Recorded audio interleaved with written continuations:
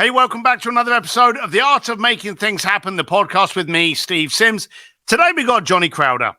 He's a rock star. If you get the chance to see the guy, if you Google the guy, Johnny Crowder, you'll see this tattooed, tough-looking guy, cross-tattooed on his head, and he's now talking about mental health. He's talking about mental wellness and what you need to be aware. You don't need to think you got an addiction. Don't need to have a hang-up to go, oh, how am I? I'm a bit worried about myself. You need to be aware of who you are and how you act and how you respond.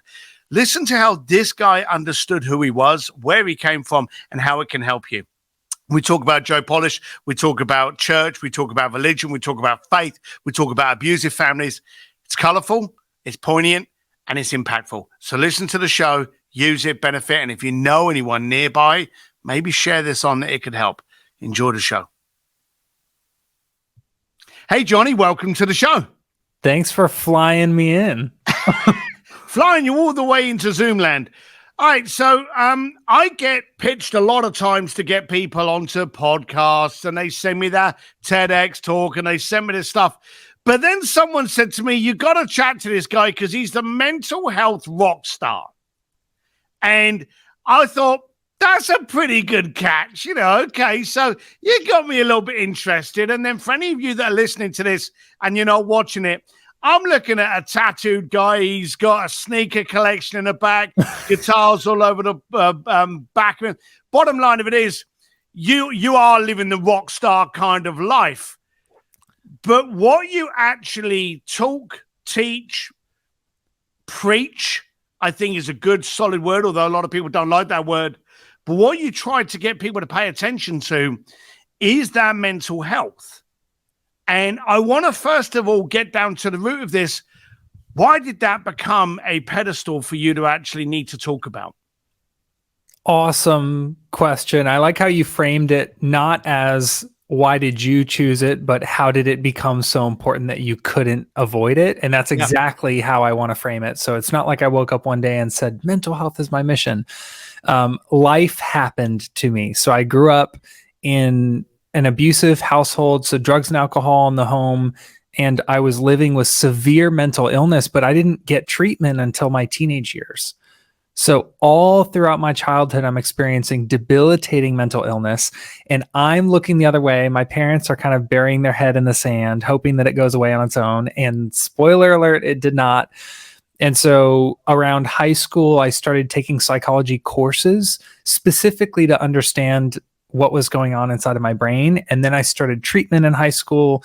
I went to college for psychology. And from there, I started working in behavioral health. So it wasn't like, listen, all I ever wanted to be was a rock star. That's it. I wanted to tour the world and play music.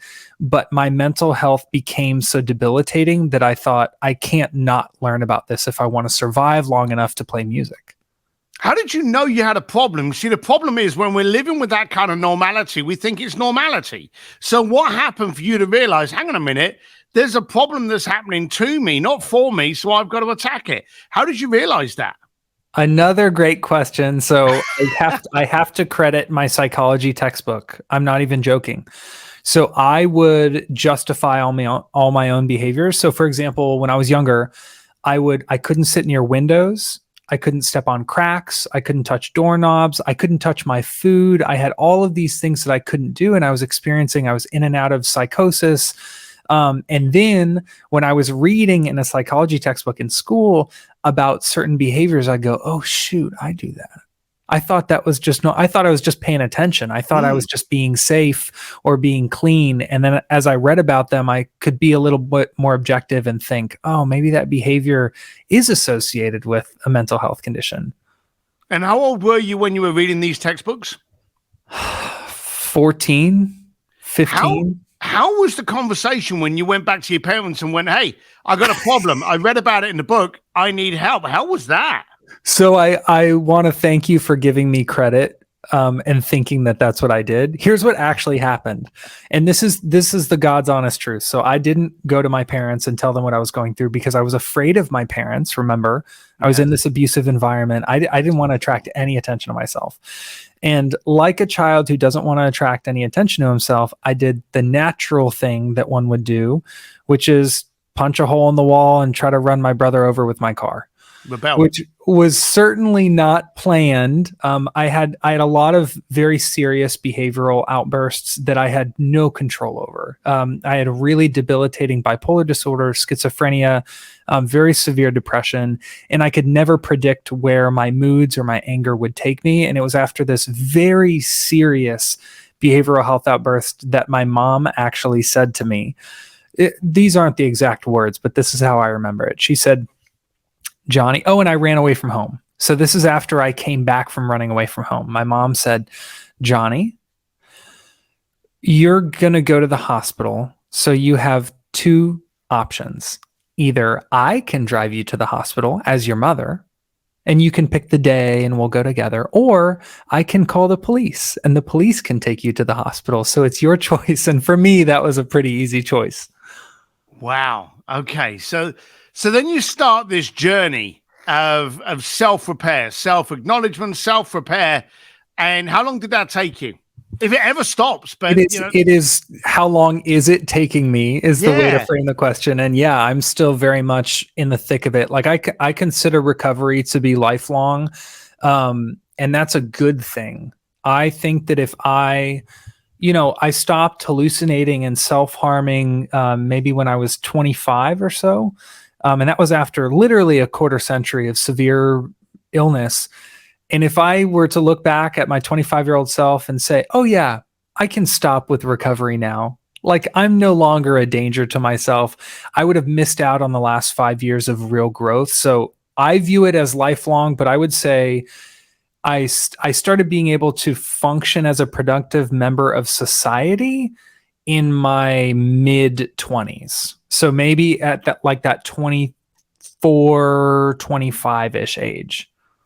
I don't think it's a bad thing to be aware. And so I do like the thing, the way you frame it, the recovery is a journey that you never really reach the destination. Being self-aware, sadly, not enough of us are aware of our intricacies, our weirdnesses, and sometimes our disabilities. So you're on that journey. You're now aware. You're aware to be consciously aware of what's going on around you, how you're acting, how you're reacting, how you're perceiving and reacting to every situation. But being in that and then taking the move from, well, hang on a minute, this is happening to me. It's happening to others. Where was that movement from a hostile, abused child to the person that needs to impact others to go, hey, I had it. I know what you're going through. You need to pay attention. What happened to that bridge?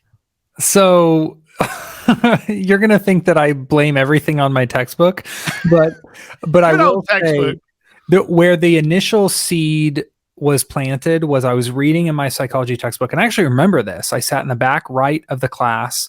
Here's how bad my OCD was. I had to sit in the fourth seat from the door and the fourth seat back. So fourth row, fourth column. And I did that in every class.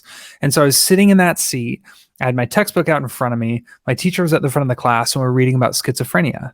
And I was not aware. I was only just now starting to understand, like, okay, I'm living with multiple diagnoses. It's likely that schizophrenia is one of them. So we're reading about auditory hallucinations, disordered speech. And I was like, oh, shoot, this is describing a lot of what I'm going through.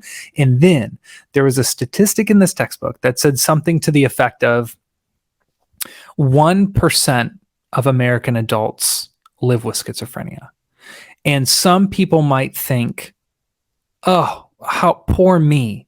What did I do to deserve this? Happens to almost nobody. But I thought, you're telling me there's 3 million other people in this country who understand what I'm going through? This is amazing because I'm not alone, but it's also a tragedy. And I want to be part of providing support for those people. So I'll say that I wanted to help people feel better. I wanted to help people in their recovery far before I actually felt better. Like the desire to contribute was when I realized how many other people were going through it. But everyone pretends that they're not.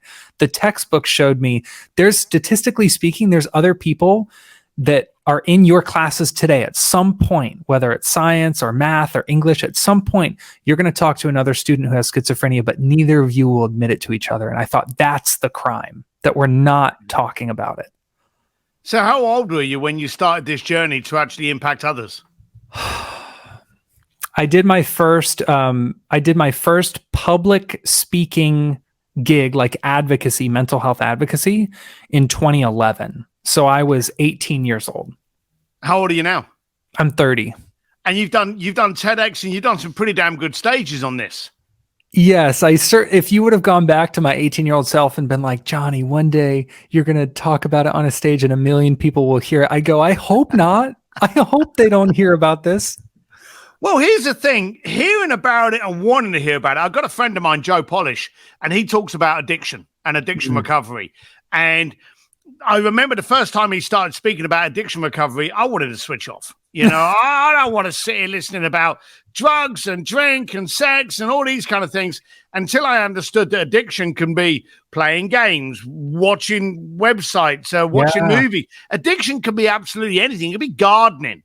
Not all addiction is bad, but any overcommitting to any single thing is an addiction, and it's controlling rather than being pleasant. So until I got that reframe from him, he spent a lot of time annoying me. And in fact, he doesn't annoy me regardless. But when you actually go out there and you go, hey, I'm going to start talking about mental health, I would imagine the common reaction is for people to sit there and go, that's not about me. I don't need that. Thank you very much, Johnny. I'm going to sit here and download an app. Do you get that kind of response when you bring up that very dark, deep conversation that needs to happen?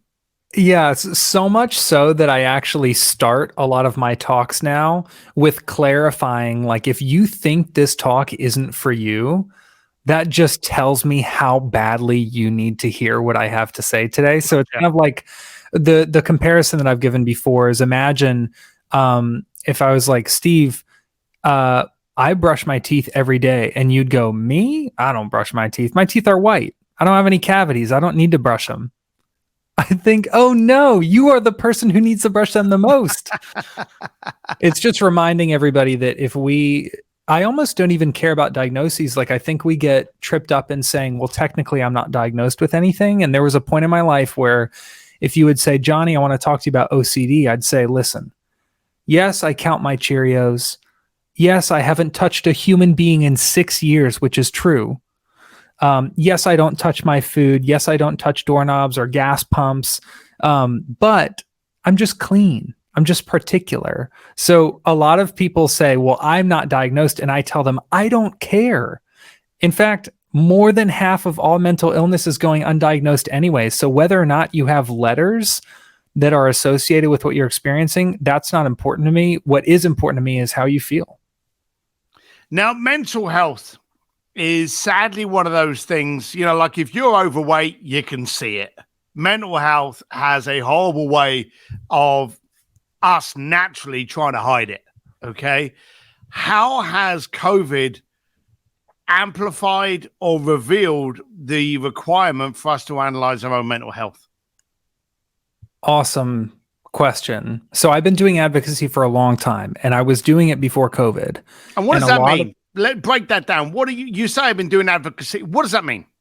It means annoying people. Kind of like you said, your friend Joe, is it Joe? Yeah. Like your friend Joe does. He talks about it so much that people can't help but look inside at their own life and their friends and family members. Okay. That's not the professional definition of advocacy, but that's my version that I'm using for this conversation. And when I was doing it before, when I would talk on a stage or I would lead a group or something, I used to even give guest lectures. And the general sentiment was kind of like you said, oh, if only my sister were here to hear this. Or, oh, wow, really, my boss I need to send this to her. And I would think, no, you're the person who needs to hear it. But during COVID, I saw this change of tune when even these people who want to put this front out into the world, the stiff upper lip, and like, I can take anything, I can handle anything. Those people experienced what it feels like to be vulnerable to something outside of yourself for the first time. And now I'm seeing those quote tough guys I'm a recovering tough guy. So I count myself in this camp. I see those people recognizing their humanity, and it's only because before it was very us versus them. Like, oh, those people get depressed. Those people get anxious. But now, post-COVID, I think everyone understands we all have the capacity to experience those depths, and protecting against them is important, whether you've felt that way before or not. I get the idea that we actually don't like the label. And the funny thing is, there's so many diagnoses out there. Schizophrenia, bipolar, I suffer from an element and a degree of bipolar. I have a member of the family that does. We so kind of like try not to be labeled. I've never met somebody that's not got some kind of label on them, somewhere on a spectrum of something. And again, the more, whether it be ADHD, any of these kind of things, that's a diagnosis. So every entrepreneur goes, well, I have ADHD. It's because I'm an entrepreneur. Bearing in mind, that was the shit that we were medicating in the 80s as a disease. Now you wear it like a badge of honor because you know that most of the top leaders in the planet are somewhere ADHD or on some kind of autistic spectrum. Yeah. I don't know if there's anybody out there, and I'm not quite sure I'd want to meet them actually, that doesn't have something in that DNA spectrum. But why are we so scared to actually admit, well, actually, I've got this degree, when we're trying to kind of like be that perfect unicorn that doesn't exist? How do you get people to kind of like go, hey, it's not a bad thing if you don't pay attention to it? Yeah, I picture it kind of like if you went to the doctor and they said, okay, Steve, we ran your blood tests, and just so you know, just a fun fact, you have type A blood. And imagine you saying, no, I freaking don't. You don't get to tell me what kind of blood I have. Get out of here. How dare you say that to me? I'm paying you money to be a scientist, and here you are insulting me? No, it's just information about your body. That's why I care so much about health education, because I think a lot of times we've said, we've used terms like depression or anxiety to illustrate struggle and or weakness. And in fact, I think we've been misallocating those terms forever. Actually, the most freeing thing I remember when my clinician, actually, this is when I first got diagnosed, my clinician said, well, you are exhibiting symptoms associated with, and then started mentioning diagnoses. And I thought, screw this guy. How dare he? Because I wasn't looking at it from a purely health position. I guess like if someone told me about my blood type, I would have no emotional reaction. And so the more that we can treat these mental health conditions like health conditions, like anything else, the less emotional reaction we have, the more equipped we'll be to actually do something about it and respond appropriately instead of burying it and allowing it to get worse. Yeah, I like the fact that, as you've said, it's this awareness. You are what you are. If you've got spots, if you've got dots, if you've got stripes, just be aware of it. The biggest problem we've got is whenever we try to kind of like hide stuff that could be problematic when it comes out. So know the animal you're dealing with and be aware of it. You've taken it one step further now with Cope Notes. Now, if anyone's interested in this conversation, whether it bothers you, whether it intrigues you, whether you're interested, if you've been here this long enough, then get over to what is your website? Shout it out for us. It's literally copenotes.com.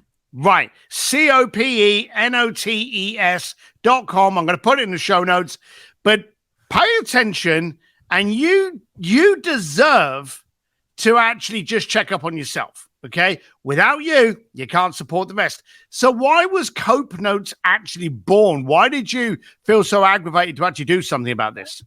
So one thing that really frustrated me when I was in treatment is I would have, let's say I had a great session with my therapist, which let's not forget how much effort it took for me to get to a therapy appointment in the first place. It took some real mental fortitude to book the appointment, to show up, to stay the entire hour. So even if I did get over all of those humps to have a great session, the moment I left, those 6 days and 23 hours between that therapy session and my next one were coming whether I liked it or not. And I almost felt spit back out into the world. And they'd say, well, you can probably make it till next week, right? And I thought, you have no idea what I'm going through. To not have any support between now and next week is impossible. I'd rather have a little bit of support every day than one giant heap of support every once in a while. And the way I equate it to people is like, you and I both know, let's compare it to physical health. You and I both know that it's better to eat a little bit of vegetables every day than to eat 3 pounds of green beans every 2 weeks. Yeah. We know that, but then we treat mental and emotional health like, we'll just do this big chunk. Oh yeah, I meditated last month. You meditated last month? Or like, oh yeah, I did yoga in September or something. It's like, what? So I was frustrated that there wasn't this kind of low touch resource that could reach out to me. Because keep in mind, if I don't feel motivated to make a change in my life, because I don't know, for example, I'm depressed and I'm not motivated to brush my teeth or to make my bed, how the heck am I going to make these positive changes in my life? So all too often we look at someone who's struggling and we say, Steve, if it gets really bad, just reach out to me. And to me, that's always sounded like, Steve, if you break your ankle, get on your bicycle and ride 6.5 miles to the emergency room and they'll help you. And you say, well, the thing that would allow me to get there is the thing that's hurt. So I wanted to create something that could reach out to people rather than rely on them to reach out for the support. That's a big goal. That's a big goal, especially when you're dealing with something that what people don't want to talk about. And that's the challenge. When I started to find out and discover about you, you're tackling a topic that people don't want to believe exists. And all the time they don't believe it exists, it grows inside them. Mm-hmm. And if you don't pay attention to them, it ends up becoming a thing that, I hate to use this terminology, but it's also accurate, that kills you. Yeah.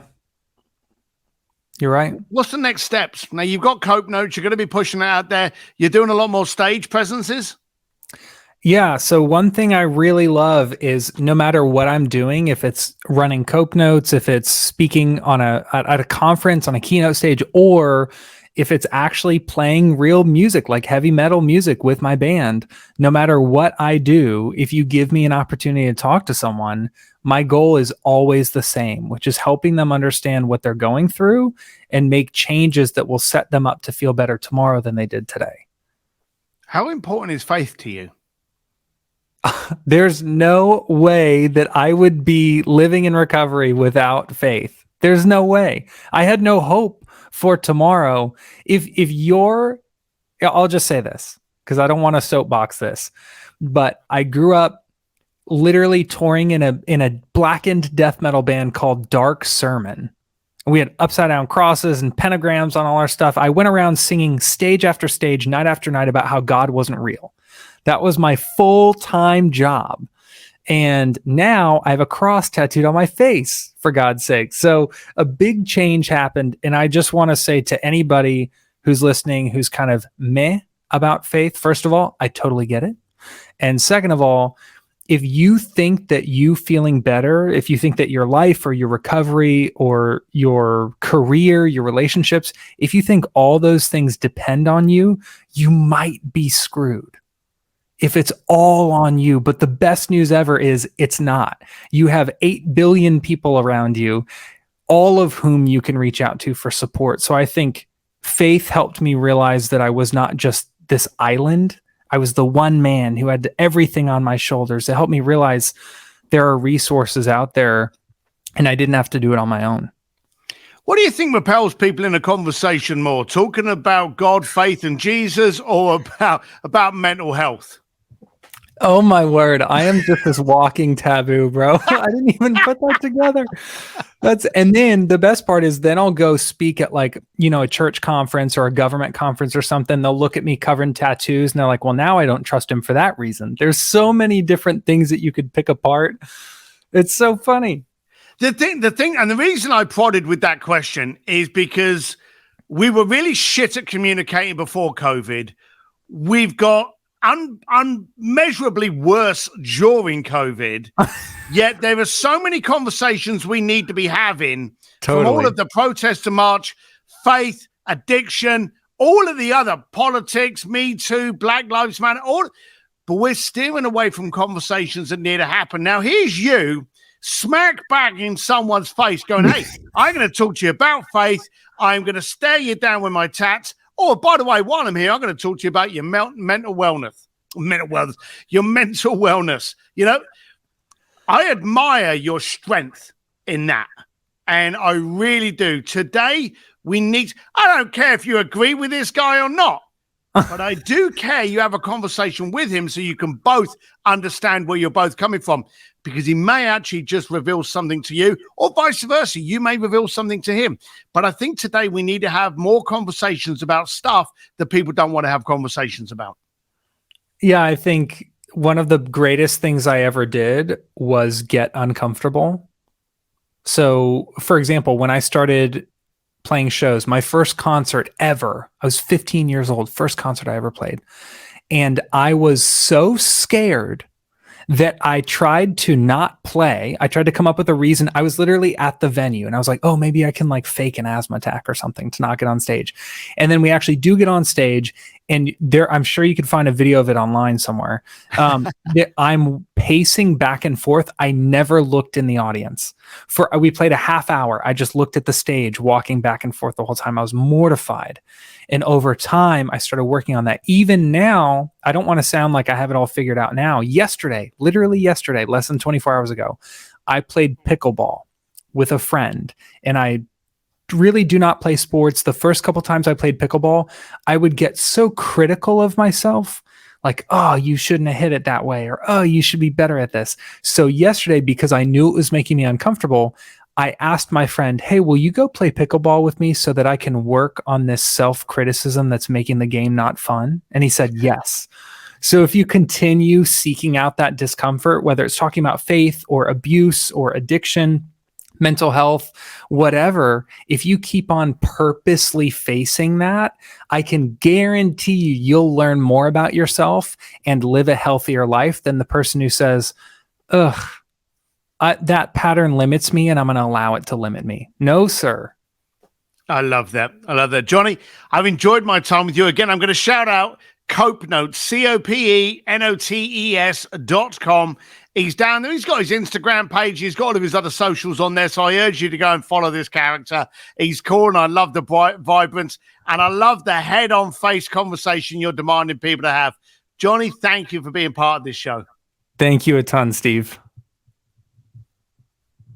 Hey, I hope you liked that episode of the Art of Making Things Happen podcast. And remember, these are done for you. If you like them, subscribe, share them around. But if you don't like them, send me an email to ask@stevedsims.com, and you can tell me what I need to do to make this the most dynamic podcast you listen to. Anyway, make sure whatever you learned from the last podcast, you actually do something with. Without action, it's just a bunch of people blowing air. Have a good time. Until next time. Bye.